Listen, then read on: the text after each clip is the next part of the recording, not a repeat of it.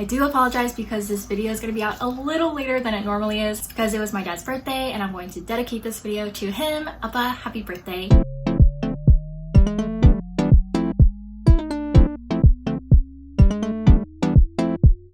It's Lyd and welcome back to another episode of lydversus. So I woke up yesterday. I got like so many messages from you guys or just like my friends telling me that I hit 1,000 subscribers.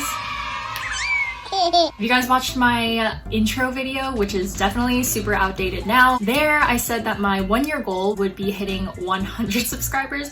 Clearly I set the bar very low for myself because if you set it low, you can't ever get disappointed, you know? But you guys helped me exceed that significantly and helped me reach 1,000, which is something that I didn't think I was gonna hit for a really long time. Hey guys, I am currently editing and I'm working really hard to get episode 11 and 12 out, but I reached out to my friend JEANIE who created my original channel banner and logo and all that, and I told her I wanted to do like a rebrand when I hit 1K, and I gave her like a 2-week deadline. This girl finished it in like 2 days. Be sure to check out my channel for the updated banner. I think it looks so beautiful and I'm so happy with the way it turned out. JEANIE, thank you. You are a genius. There were a couple of people who wrote in my comments or sent me like a message or commented on one of my Instagram posts saying that they don't really have friends around them who watch Korean dramas or anything like that, and then watching my videos makes them feel like there's somebody they could always talk to about this kind of stuff. Those kind of comments actually make me super happy because I'm Korean, but I was born and raised in America. Growing up, I would love listening to Korean music, watching Korean dramas and shows, but none of my other friends were Korean or anything like that, so I always felt like I weirdly had to hide this side of myself, and so I could never really discuss like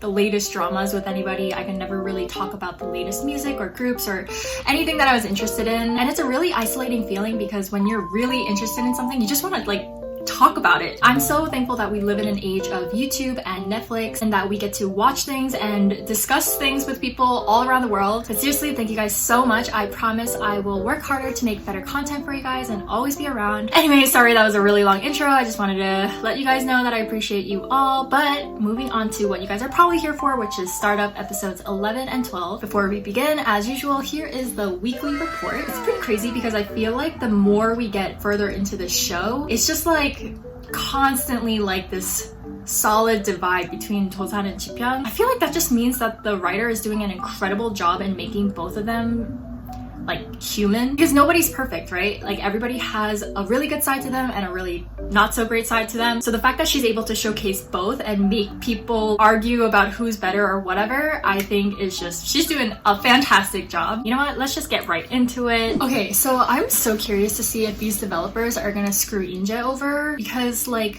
up until this point, we don't know like what their purpose is in the show, I feel like.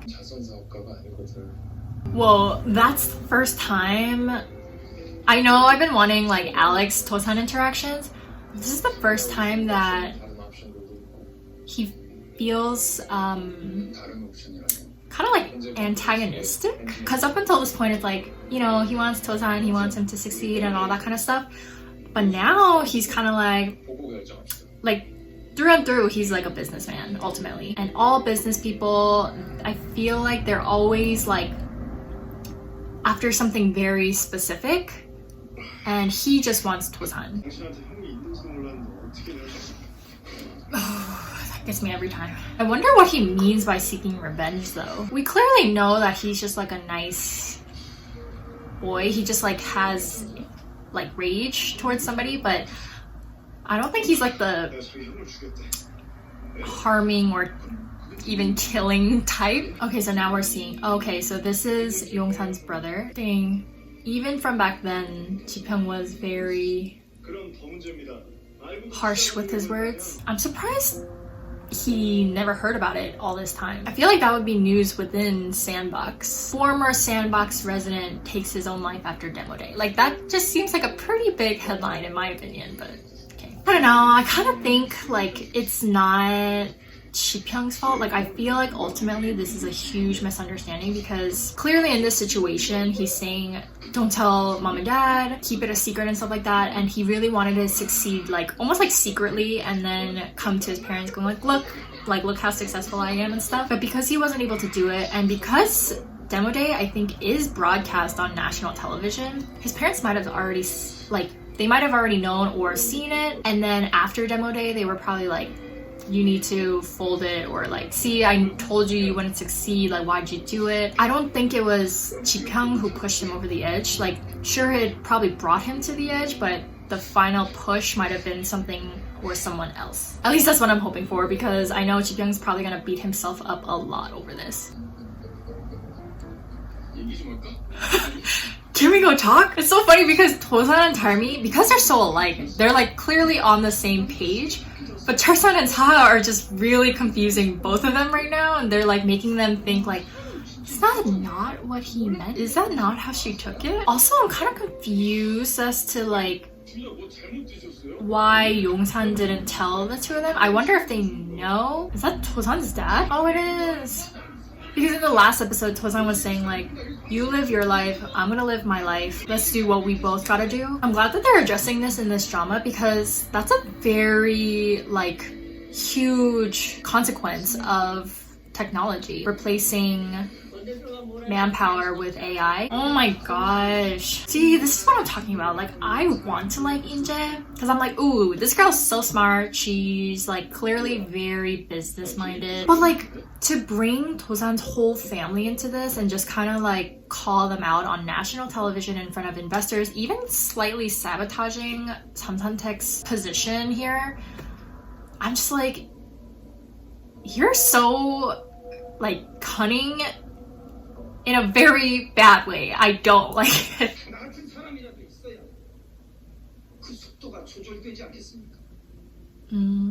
That's so true. Startups are always like young people, for the most part, trying to innovate and make things more efficient and faster. But a lot of the times, we always neglect the older generation where things aren't as intuitive to them, like technology-wise. So we're seeing like two sides here, where it's like innovation can help them, and we see that through Nunkir for Tarmi's grandma. And we also see like AI technology affecting work for someone like Tosan's dad.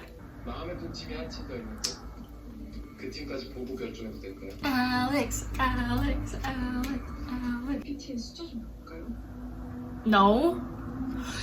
Isn't she a lawyer? Like, she should be more nitpicky about that kind of stuff, because that could get them into potentially like legal trouble, I feel like. Oh, Ji-pyong's just like watching.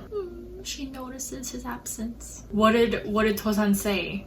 I feel like if he said, yeah, let's fudge the numbers, then I'm gonna be like, you learned nothing.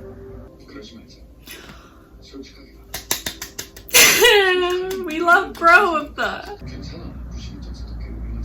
Oh, especially talking about him going like, you know, pretending to be somebody I'm not negates how awesome I already am.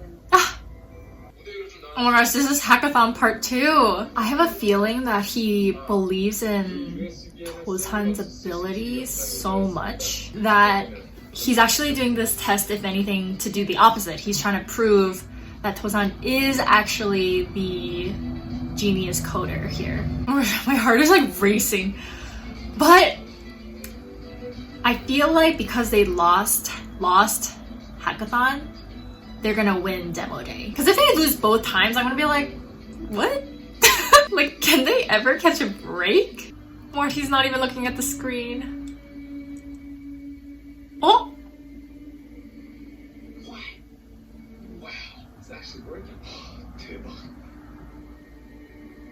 Wow! What a liar! Before he was like, I'm not confident. Again, I would like to remind everyone this is on national television. They're like, wow, I love the sequence with just like showing it in photos. He's like taking the time to like reflect on everything he said about like, because in essence, right, he told them that they would not be able to succeed and always putting them down and stuff in the same exact way he put down Yongsan's brother's technology, and yet Samsantech succeeded, which means he's not always right. They just totally broke that record that he was boasting about like way earlier in the show, saying like, no company that I didn't invest in ever succeeded. Ta-da! So now he's probably like, oh my god, the foundation of what I know. See, he is beating himself up over this. Also, Kim Sung-ho's acting with like the red around his eyes. Ugh.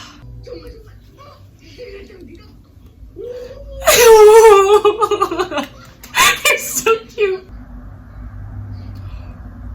Oh, why is she here? Because Taimi feels probably like so betrayed by her mom, obviously. See, the irony here is that her mom ended up right back where she would have been if she just never left. So it's like, what was the point of breaking up the family and like doing all that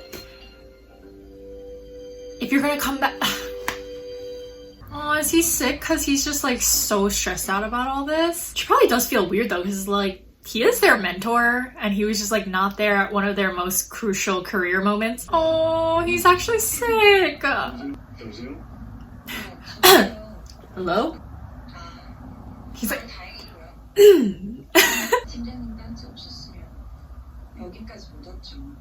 oh, girl.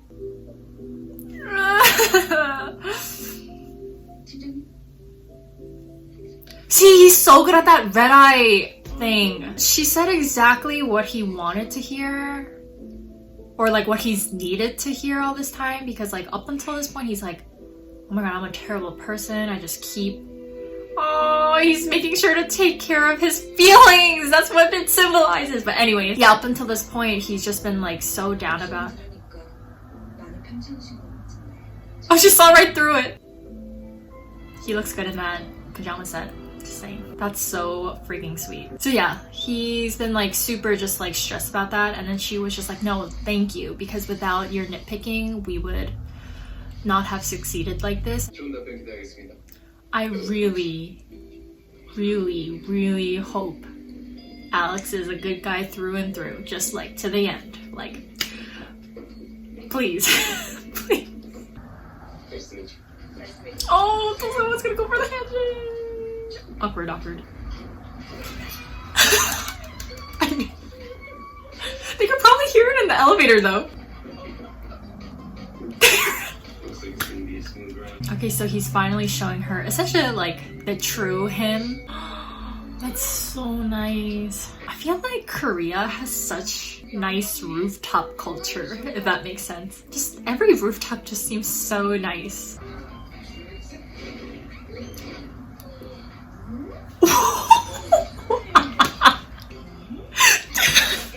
Toda's face is like, my boy, you did it. And they were telling them like, you know, dating affects the company and whatever. Oh, I love moments like these. Like, I love these kinds of montages where like someone or a team works together to create something that's bigger than themselves. And the reason why I like this scene is because it's kind of a parallel to when the team first started at Hackathon, right? At Hackathon, they didn't really trust Taimi's input at all, because they're like, you don't really know anything, like you don't have this kind of background, and Saha just didn't want to be there. She was just kind of there out of obligation. But now it's like they are clearly not even in a circumstance where they have to create a new idea, and yet because they're just passionate about it in general, they're like working together all closely and collaborating and innovating, and it's just like my babies came a long way, you know what I mean? Wow, did they work so hard that they got more girl? How did that end up on her mouth? Oh no. Oh no, no, no. Oh, I guess that is a big difference, because an investment is a company giving you money to continue doing what you've been doing. An acquisition is just essentially kind of like buying the company and making it a part of the bigger company. You'll have to essentially do whatever the bigger company tells you to do. If Ji Pyong's not happy, I'm not happy. I don't know, I have a bad feeling about this now. Oh my gosh. Just pause the meeting at least. No! Wow, I feel like I got played by the drama, because they just showed us this amazing scene with the team collaborating, creating new ideas, being awesome, and then they're like, well, we're gonna break that up, so enjoy it while you can. And they're gonna, of course, sign it because they didn't catch it. Why can't, oh, I guess it's too late now because they signed it. So Alex turned out to be a bad guy. Or I guess not a bad guy. From the very beginning, he was trying to get Tosan. I'll save my thoughts for the end. I'm just... Okay, so they don't have the marks. No, did she have her aha moment? Oh my gosh, so that's what happened. Wait, so him doing like the brushing her hair away and like all that stuff, she was awake for all of it and she just like kissed her hand and everything, so I feel like she just decided. What's kind of unrealistic about the marker thing though, the marks though, is like it like dries on your hand and maybe it might be a very subtle smudge, but that's straight up like somebody dipped their hand in paint and was like smearing it on each other's face. Okay, pause. Where do I even begin here? Okay, so Alex did turn out to be the bad guy, which is very... I can't say I'm surprised, but I am disappointed because, of course, like in an ideal world, we would want Alex to be the hero and the good guy and always backing up Samsung. But the reason why I'm not surprised is because if you really think about it, he came all the way to Korea specifically for Tosan. And it sucks because we learned that once they're acquired, they lose the Samsung name altogether too. So it's like they just pretty much gave up themselves. And what bothers me here is that Ji-pyong was just absent the whole time, right? And I can't help but slightly fault Yongsan for all of this. I'm not trying to downplay all the emotional buildup that he's developed from the past few years because of his brother's death that he associates with Ji-pyong. But it's like, why wouldn't Ji-pyong want to see that company succeed? He's their mentor. Like his job literally is to help them succeed. It bothers me on multiple fronts right here where they didn't consult Ji-pyong before they signed the contract, which just means that like both Yongsan and Tosan were saying like, we do not want Ji-pyong to be a part of this. We do not want his plan B. We don't need his help, like whatever. But it's kind of like two kids going like, we know better than the man who has many, many years of experience in this field. No, how dare we consult somebody like that when we are such inexperienced individual? You know what I mean? Like, it just like makes no sense that they would completely cut him out of this whole process. If Yongsan didn't stop Ji-pyong's call to Tarmi in that one moment, they could have stopped this whole thing. But because Yongsan has been so blinded by his hatred or disdain for Ji-pyong, he just snatched that phone right out, and then now their team is just, there it goes. Bye. Again, I think the lesson here is like, especially when it comes to business, you have to be able to separate emotions from logic, right? And making very rational business decisions. But because the Samsung boys and just Tarmi and just all of them pretty much, they're all new to this field and they don't have that kind of experience backing them up, or and therefore they don't have that wisdom backing them up. They just kind of like jump into the first amazing opportunity without really looking into it or really questioning it. So now I see kind of how Tarmi and Tosan end up separating so that Tarmi does remain in Sandbox, whereas Tosan doesn't. Okay. Why can't he call them now? Like, I don't understand. Did Yongsan break his phone? No. Seriously, what's the point of phones? Of course, that was a very I feel like that situation where they just barely missed each other happens in airports typically, so I will give it to them for changing it to a company building.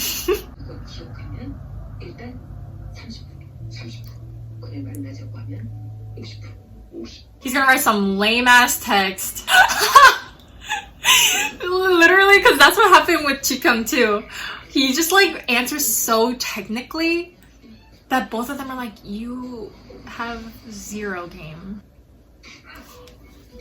Oh, I felt that. Dang, look at Namdo-san's arm. Did you see that? Wait, let me go back. Look at his arm. Okay, that's slightly unrealistic because I'm like, in the drama, you don't have time to work out at all. He's so like cute. Oh, what a coincidence. Like he wasn't just pacing around trying to time it perfectly. 30%. Why is she not telling them about what Ji-pyung said? Maybe because they're like, we'll see when it, if / when it happens. I just think that's something the CEO should know. No! Remember when I was like, Alex, I rescind it. I take it back. I'm just so confused because isn't Saha a lawyer? Like, I'm just surprised this went right under her radar, unless the contract was that good. They would have to pay 6 million? Oh my god. Okay. Oh my gosh, they're just setting this up.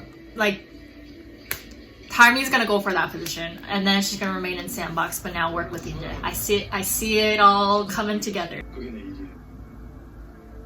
Seems like Ji-pyung kind of came to terms with like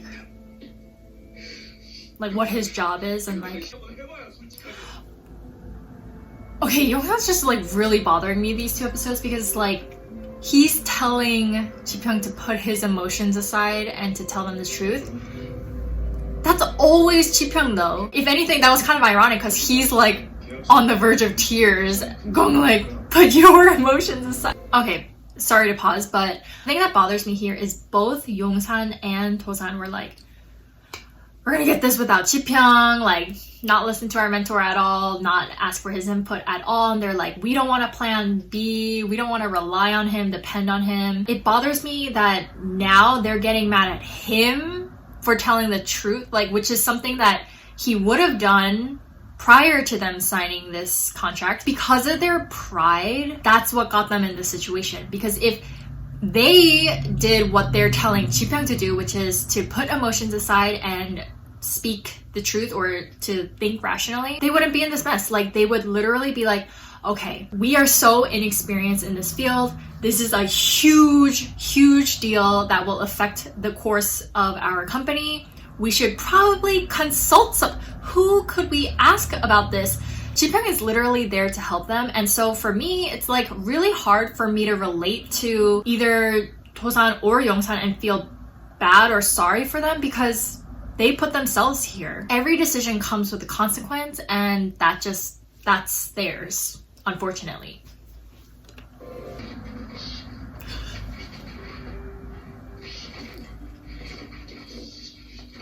Oh my god! Oh my god, is he gonna tell him? Because he still doesn't know it's for Taimi's grandma. Oh my god, he's gonna tell him. Oh, he's gonna tell him. Okay, I have my tissue ready.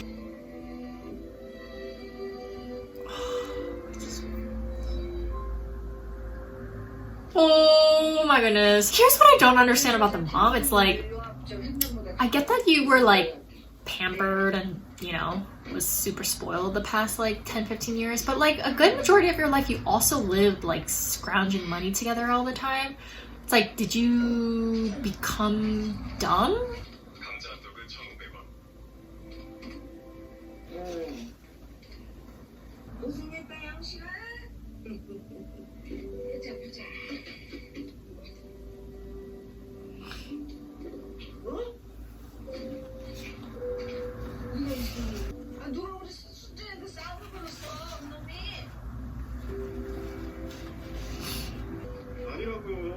나 순진이 아니에요. 할머니, 저 한참 잘 못 봤어요. 순진아. 남이 상처받든 말든 막말하는 개차반이에요. He always like takes things so just like deeply and personally.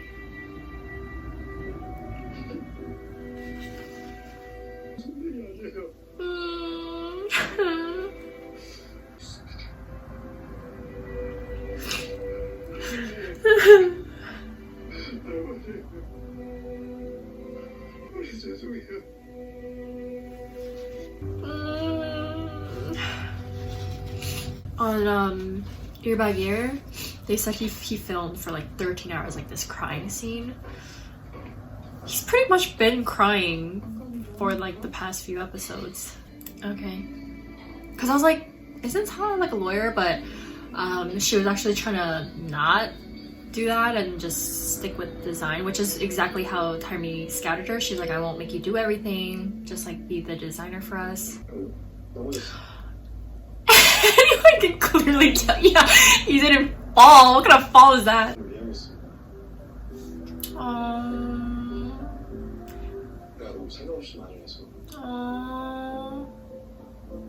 I think that's the first time he's apologized for the way he said something, right? And Taimi always reassures him and says like, yeah, maybe it was harsh, but like it's something that would have only benefited us. Date? But they're eating noodles.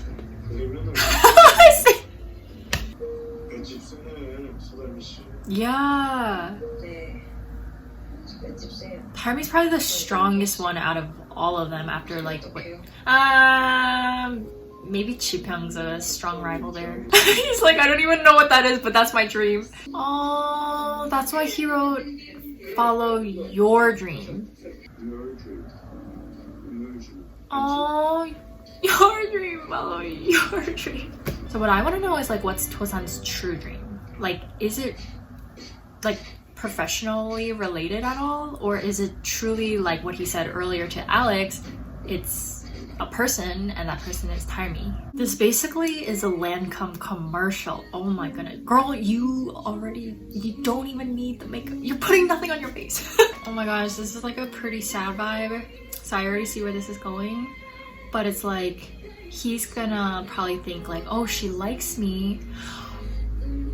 Or it's not that he thinks, but it's that she does like him, because like, you know, it's 30% if she remembers his birthday, 50% if she asks to hang out, 70% if she comes dressed like really exceptionally pretty. He's gonna say he fell. Another thing that was a theme of this episode was how Tosan has no nunchi, or like he's not like socially perceptive. This is like the third time this episode showing that he just like doesn't get it, because it's so obvious she doesn't want to talk about that stuff, you know, but he just like keeps going on about it. Oh, it's his birthday.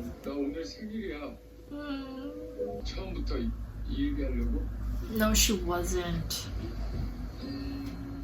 She's probably gonna tell him she liked him and like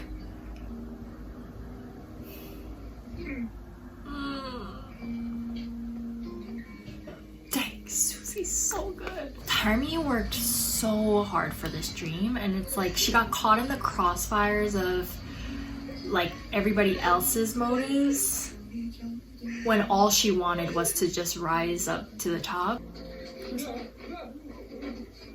Yongsan? Oh, he thought he was gonna kill himself.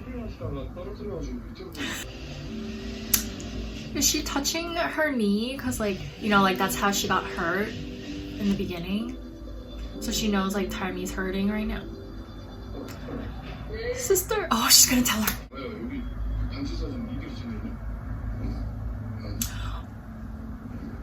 That'd be really cute if Sa took the group photo. Oh, Yunja did tell her. Because Taimi has no idea, like, for her, she was probably just like, he just, like, had a stroke on the bus and passed away. But now she knows that her dad's last action on Earth was for her. See, she did take the photo. I feel like Sa doesn't get a lot of screen time, but even just this little sequence alone shows like ultimately in the very beginning when she was very reluctant to join their team, she's come to really like and appreciate them, and she like kept the picture because it means she's gonna miss them and stuff. I remember I was like, I want to see more of like Tosan and Alex, but now I'm like finding myself going like, I want to see more of Taimi and Inje together. See, Taimi learned from this whole situation to separate emotions and pride from thinking very rationally and reasonably. She's gonna get the job. They obviously know she's so qualified. She freaking won demo day. To the very end, he was like doing something for her. Oh my gosh, this drama. I forget if it was episode like 3 or 4 or something like that, but this was the same metaphor, the same letter he was reading in the car with Ji-pyung in the beginning scene. And he was like, I don't get it. Like, why would you ever do that? Why would you wander around without an umbrella? He just didn't understand, but now he finds himself doing that exact action, which also is a parallel because she wrote that letter after her dad died. Oh my gosh. The reason why the parallel is like very heartbreaking is because, well, one, Taimi wrote that initial letter after her dad passed away. She felt so alone and isolated and just crushed, and then so that's why she was wandering around to begin with, and that's why she came across this like beautiful scene. That just means that Tosan being able to relate to it means he feels borderline to that gravity of despair. But then the second most heartbreaking thing about it is that Taimi came across the most beautiful scene of, I think it was even like a double rainbow. Tosan looks up and it's just clouds, dark clouds. For him, this is like going back to the whole like taking the wrong turn metaphor.